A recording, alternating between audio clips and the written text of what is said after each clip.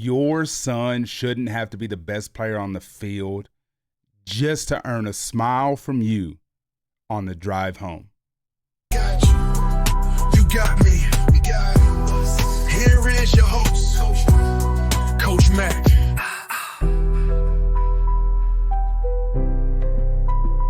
Got you. You got me. We got us. Here is your host, Coach Mac. Coach Mac. Coach Mac. Here is your host, Coach Mac. Drive home. Welcome back to Lead from the Line. Just as a reminder, as always, you can grab your merch from the site. The website will be linked in the description. And today we are talking about a dynamic that destroys locker rooms, ruins family dinners, and breaks kids' hearts. We're talking about the elephant in the room, the coach's kid. And trust me, listen, as a coach and a dad, I know exactly how hard it is to balance those two hats, right? I, along the way in coaching my kids, realized that there was a way to coach them that allowed me to shut that off the moment the game was over. And as hard as it is, and as competitive as I am,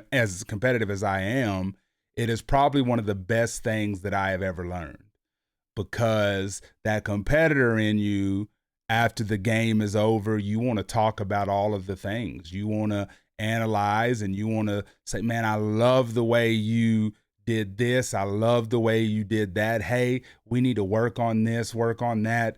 All of those things are tough to not want to talk about after a game. And it was one of those things that took me a minute. There were some car ride homes that I'm not proud of. There were some car rides home where all I wanted to do was dictate, and all I wanted to do was get my point out about what was done right, what was done wrong, and all of those things. And when I realized that that was only hurting my kid is when those things changed. And so when I talk about anything, this is not me calling you out. This is me joining right in with you, as to say, hey, I've done it as well. And so if you've done these things, and if you've made your kid feel this way, and the family dinners, the car ride home, your kid's mood after you say something to them has been crushed, like, it's okay. I've done it too. And so going forward, it's one of those things of how can we do that differently? How can we toe that line of I'm coach and I'm dad, but when do we flip those two, right?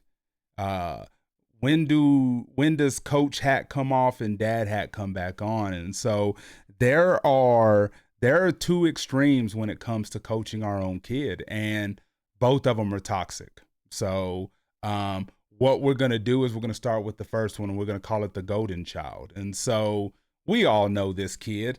As I'm saying this, and as you're listening to this, start to get that picture. I guarantee as we go through this, you're already going to have in your mind the kid I'm talking about. And so, or the coach I'm talking about, right? And so we all know this guy. This is the coach who automatically hands the starting quarterback spot, right, the leading hit-off spot, or the premium minutes in a game to his own kid, regardless of merit, right? Everyone in the bleachers knows that the backup kid is faster, the kid is stronger, the kid works harder, but guess what? The coach's kid is the kid that gets all of those reps. I always love to talk about the coaching environment that I was in. I was in a situation where I coached both of my kids at the same time. One of the teams was led by a board member who did not have a kid on the team. And I can vividly remember that very first practice where all the kids show up and everyone's doing everything. Can you throw? Cool. Go over here and let me see you throw. Can you punt? Go over here and let me see you do this. Can you do all of these things? And so every kid got an opportunity to try those spots, right? It wasn't a guaranteed, hey, you are going to get this. You are going to, it was none of that. When we first started our little team, they were in the second grade. And so we didn't have very many big guys. And unfortunately, when you're a bigger guy, you know kind of the positions you're going to have to play, right? And so it was one of those things, though, that it allowed me to really put into perspective the other situation I was in, where the head coach did have a kid on the team. Kid is a fantastic athlete. Kid was phenomenal. Was the kid the best player on the team? Absolutely not. There were some other kids who should have been given more opportunity to get the ball in their hands and things like this. And so ultimately, I think that was the backbreaker of that team. And it was funny, still with all the dysfunction and all the stuff, we were able to make a Super Bowl. We lost the Super Bowl, but what was funny was all the other parents who had so many gripes about, as we're talking here, yet when you make the Super Bowl, all of that gets kind of pushed to the side. And so it's one of those situations where, again, you're going to see it. And I do always pull back. And what I say here is without the dad coaches, there aren't teams. There aren't leagues. There aren't enough places for kids to play. So while those coaches are needed, the coaches have to be able to do things the right way. If you want your kid to get all the shine, you're probably doing it the wrong way. If you have other kids that are better athletes and probably need a couple more touches when we're talking about football, then you need to do those things. And so the fastest way to destroy trust in a locker room, trust among parents, even trust with your other players, right, is to do these things, right? To just start the kid because he's your kid. And so what you get is you get this deep resentment among the parents. And as I was saying, the parents were coming up and the parents had their gripes and, man, this is it. We're no longer staying with this team. But unfortunately, you win a couple games and that changes everything. And it alienates the rest of the team. And at worst, it teaches your own kid, right? If you're that coach in that situation, it teaches your kid a horrible life lesson. Whether you want to believe it or not, you're teaching the kid that they don't have to earn the spot. Now, in the league we were in, everybody got a spot.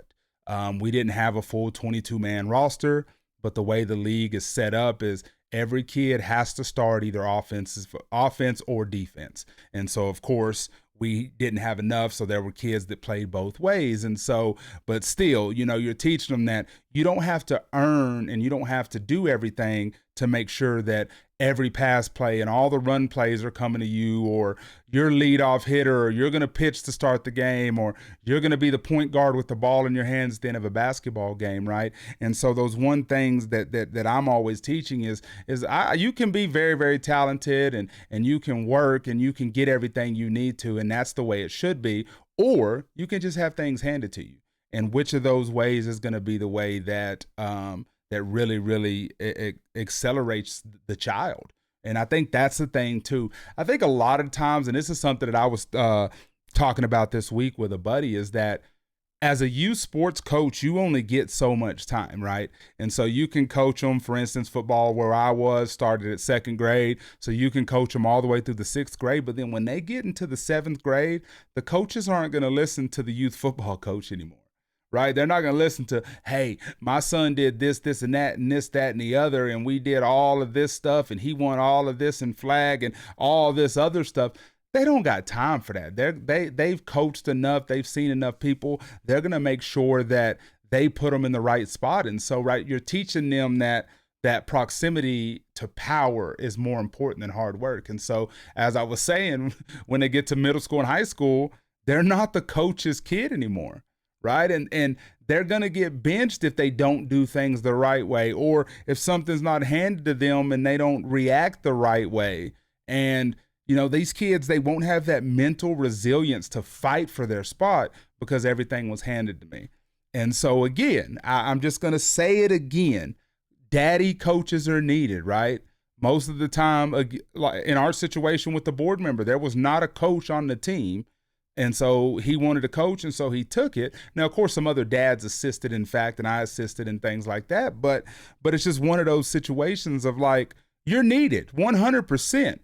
But go into that if I'm going to put the best athletes in the best position for my team to succeed. I'm not going to coach this for my son to get the shine.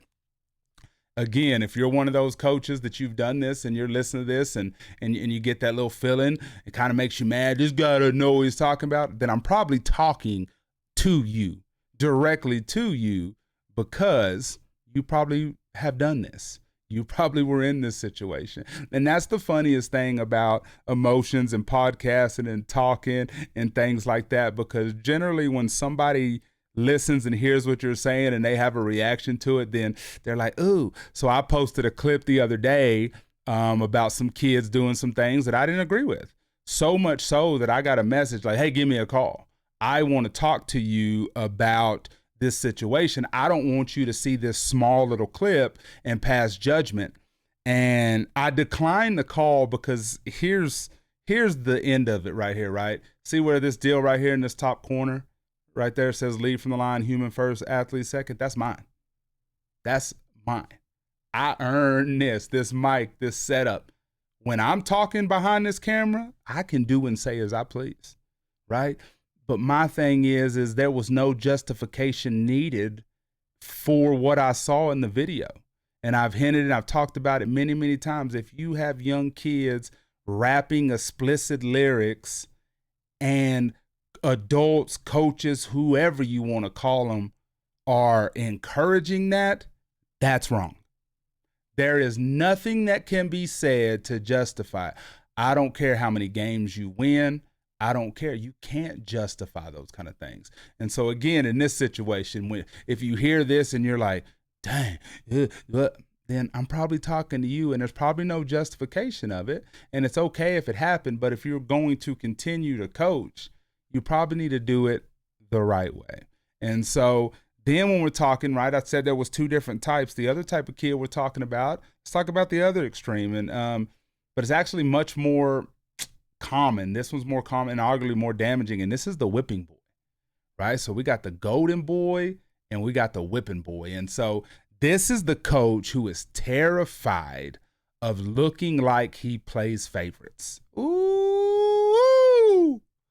This is that coach who is so worried about what everybody thinks. And this is that coach that, to prove to the other parents how unbiased he is, he holds his own kid to an impossible, brutal standard. And now I know right now, every single person listening, every coach, anyone who's had kids play youth sports, you were like, oh my gosh, I know exactly who he's talking about. I know the exact kid that was the whipping boy. He yells at his son louder than anyone else. He makes his daughter run extra sprints for the exact same mistake someone else made. Ooh, this is good right here. This would be an opportunity where if you're not subscribed and you see it pop up on the screen, you should probably click it. That bell notification so you know when something's posted. And then you should probably click share and share this to a couple of close friends who have kids that are coming up into youth sports, or a couple of coaches you know. Not for me, but for this situation right here, because we've all seen it, right? And so this is one of those moments I want you to listen to me very, very closely here. You are sacrificing your kids' emotional well-being to protect your own ego. I'm going to let that simmer for a minute, and then I'm going to say it again. You are sacrificing your kids' emotional well-being to protect your own ego. All you're trying to do is prove a point to a bunch of adults in folding chairs, and the price you are paying is your relationship with your own kid. Your kid starts dreading practice. They start dreading the car ride with you, because no matter what they do, it's never enough. You are breaking their spirit for a youth sports game. And as I've said, and I will always continue to say, it is a game, and games are supposed to be fun. And so it's one of those things where I know that people are going to push back and they're going to be like, no, never me. Think about it. Maybe you haven't done it. Maybe your kids aren't old enough now. And this is another thing. This ain't even a part of an episode, but when you're the one who is signed up to coach, again, if your kid is the best in those situations and they're not just there because they're your kid, let them do it. You're the one that volunteered. So if the other parents don't like it, they can then sign up to coach, but sacrificing your kid and their opportunities and making it hard on them just so you don't have any parents upset with you, that ain't it either, right? If you are coaching the right way, putting the kids in the right way to succeed, doing things the right way, teaching the fundamentals, instilling good morals in them, character, development, raising them also to be fantastic humans first, who cares what anybody else has to say, right? You're doing things the right way in that situation, and thank you for stepping up and being a coach. And so coach it your way, right?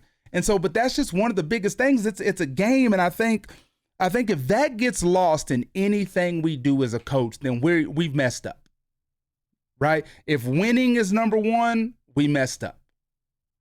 I always, because I had a guy comment, I don't remember what post it was. He was like, are you just telling people to lose? Oh, absolutely not. Absolutely not. I am super competitive. I've said in a previous episode, I don't let my kids beat me in anything. And I stand on that. Okay. I will try to beat my kids running up the stairs. I will try to beat my kids, whatever it is. And that's one of those things that will never stop with me because I'm competitive. But if you're winning and not doing it the right way, are you really winning? You're winning all the games, but your kids are getting in trouble at school. Your kids' grades are suffering. Your kids are disrespecting their mom and their dad when they're not with you, when they're not being coached. So are you really winning? Ask yourselves that. And so one of the main things that when you're doing this, when you're coaching your dad, you've got to draw a hard line, a hard, impermeable line. There has to be a line. Coach on this side, parent on this side, right? And I've also said a light switch. Coach mode on, game over, boom, flip it off, I'm back to parent. And so this is okay when you step onto that grass, your child, we'll go player number 8 because you see the 8's in the back. Favorite number. Player number 8 on the roster, right? No better or no worse. If they earn the starting spot, they start, right? Player number 8. If they earn that spot, it's their spot, right? If they get outplayed, depends upon what level. If they're younger, we move them somewhere else. Everybody gets to play. As they get older, and this is something you got to prepare them for, if you don't perform, you will have to sit. Right? I think that's something too that we've got to prepare our kids for. When they're second, third grade, even maybe fourth grade, you still got a little bit of time. But when they get in that fifth and sixth grade lane, like that's when it's like you've played enough football, you've played enough sport, whatever it is, that you know the requirements, right? You're still learning. Of course, I don't think you've learned everything by any means. But if you make a mistake, you've got to really correct that for them in a different way. Right? It can't just be the same way you did it as they were moving up. Because then you got to prepare them, because when they hit that 7th grade, if they don't fix that mistake and they're continuing to make the same mistake that they were making when they were little, that middle school coach may set them on the bench. Right? This isn't those leagues where everybody gets a starting spot. You've got to earn it when you get there. And so I think there has to be a gradual progression as we're coaching these kids of, hey, 2nd grade, you're going to make a mistake. 3rd grade, 4th grade, you're going to. Hey, we're 5th grade. You're still going to make these mistakes, but man, we got to turn it up. We got to do it differently, right? If I can't get you to do it right, I may have to pull you out and talk to you real quick, but then I'm going to send you right back in the game and give you the opportunity. So this is apparent again in our Super Bowl. I always go back to that. We had a kid who was an outside defender, and he was phenomenal. There was one play he went inside, and they got outside of him. Simple, boom, redirection. You've got to keep that outside shoulder free as an edge defender. You are the most important for us on the front line. And then our corners, of course, got to stay out wide because kids just try to hit the sideline, as you know, in these younger leagues. Once we had that conversation, he made every play he needed to in the game because he kept that outside shoulder free. And so we've got to lift these kids the right way so that when they get to middle school, they're not like, oh my God, what happened? I used to get to play. I used to get to make every mistake. And that's fine. And that doesn't mean that a middle schooler and a high schooler and a college and an NFL player won't make mistakes, because they all do.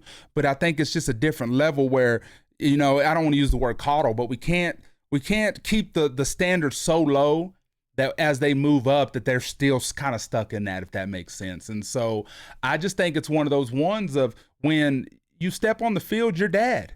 And that's another thing too, and we can have another discussion on this at another time, is the respect. Hey, just because I'm your dad and I'm out here coaching doesn't mean you get any special treatment. Doesn't mean you get to talk to me crazy. You act up, you'll go run. Right? You'll go touch the field goal post, take a lap, do all those things, right? Doesn't mean it's the whipping boy and I'm going to yell at you different than anybody, but you're held to the same standards of all your other teammates, right? You get a different side of me when we get in the car, but when we're out on this field, I'm coach. And so, but I think more importantly than being coach is as soon as that game ends, that practice is over, that's it. You wave at the coach version of yourself and you go get in the car, and man, that's when you're the parent. And I don't always want to just say dad, because I know there are some fantastic mama coaches out there. Shout out mamas. Mamas are beasts, and you're appreciated in getting to practice and all those things too. This lead from the line isn't geared towards male or female, boy, girl, young, old. It's geared to anyone in a situation who has an opportunity to impact anybody. Right? If you have kids, then you can lead the right way, lead from the line. Even if they're not in sports, you can model the way on being kind and doing all those things. When we're talking lead from the line, yes, it's sports based and that's what I'm talking about mainly, but it's just life in general. We can do things the right way that raises up the next generation to be those fantastic humans.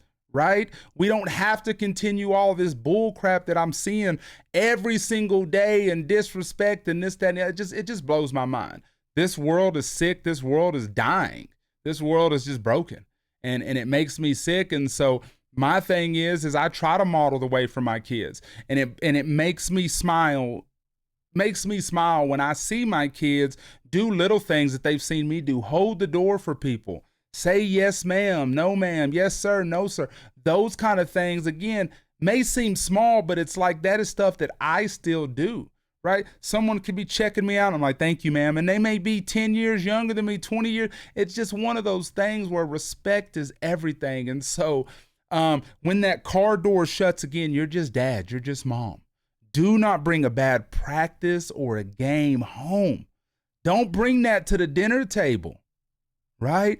And we've talked on this in the past. If your kids want to talk about the game, you let them lead that conversation. You let them bring it up. Otherwise, turn on the radio, drive home, and ask your kids what they want for dinner. Again, as I said in the beginning, I'm not exempt. I've made the mistakes. I've had the conversations. I've got home and looked in the mirror and been like, dang, I shouldn't have done that. I shouldn't have said that. My kid knew, or my kid played fantastic. Why in the world do I have to say anything other than, man, you played lights out today. I'm proud of you. Man, I'm proud of you. Great game today. But Dad, we lost. Fantastic game today, kiddo. Simple as that. Because did we lose? Did we truly lose a game if that kid is respectful? Or not even a game. Did we truly lose? Did we truly lose if our kid finishes their game, gets in the car, goes to school the next day and is respectful? The weekend they go to church and they're kind and they're respectful. They go out in public, they're kind and they're respectful. Did we lose? I would dare to say if that's the case, you are winning and you are winning big. right? And so just in the end, I think that the biggest thing that we've got to remember is we have a title that lasts a lifetime. And that title is parent. Being a mom, being a dad, that lasts for a lifetime. Being a coach, now, this doesn't count too if you are a high school, middle school coach and you've coached your whole life. But your youth people that phase out, like me, I will phase out with my kids pretty soon. I have 2 more years left for my little guy. Does that mean I will be done completely? No. There's something I'm going to figure out. Like I want to make sure that I can still give back to the youth in some shape or fashion, whether it's still talking on a podcast, whether it's developing something along those lines. We'll get there. But at the end of the day, you've got to protect the relationship with your kids. You've got to be that parent and be that coach when you need to be, but be that parent the 90% of the time, the remaining time. And so if you are coaching your kid this season, all I ask is that you take a hard look in the mirror and make sure that you aren't falling into one of those traps. So again, I appreciate you so much. Support the channel. If you're not, please like, share, comment, do all of those things. If you know someone that can benefit, please share it out. Thank you so much.